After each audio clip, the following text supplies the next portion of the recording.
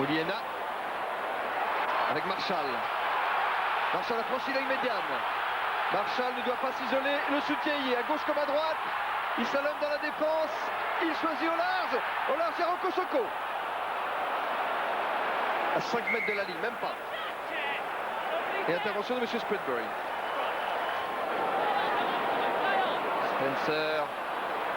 Spencer toujours. Il est passé.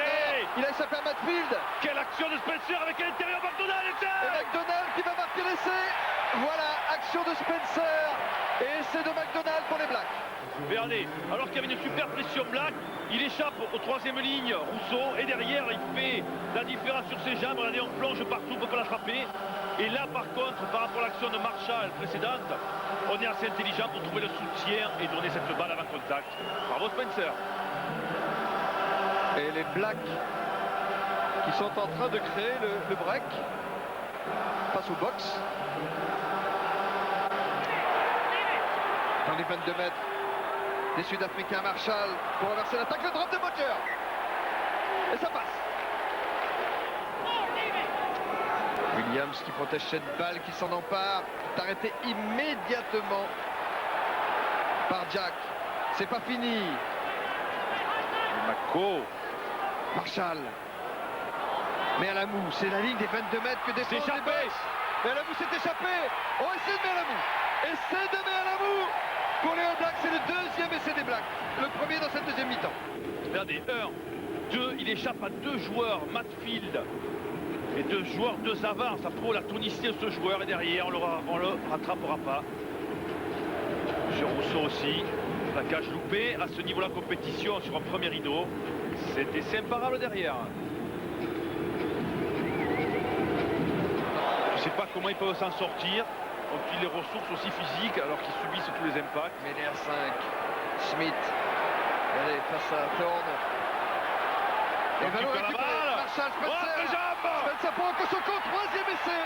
Il est marqué par Rocco Socco sur un exploit technique individuel de Carlos Spencer.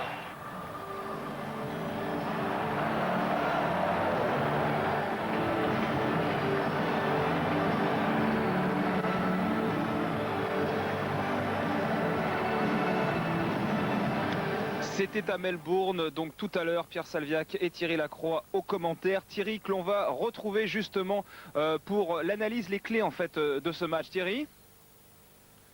Mais écoutez, mon cher Louia, allez, allons-y. Cette rencontre, effectivement, a été 2 matchs de rugby. La Nouvelle-Zélande, en première mi-temps, a beaucoup écarté les ballons. Elle a joué sur sa force, les 2 ailiers, Ouellette et Rocco Socco. On a vu beaucoup de passes, on a vu du jeu de mouvement. Le bonheur était dans le pré. On a vu ce jeu qui a fait sa force dans la première phase de poule, avec de beaux essais d'ailleurs derrière. Et puis bien sûr, la deuxième mi-temps, une équipe de Nouvelle-Zélande qui a changé complètement sa façon de jouer, avec du jeu au ras, avec du jeu percutant, avec du jeu pénétrant, au ras, sur les bordures de tous les impacts.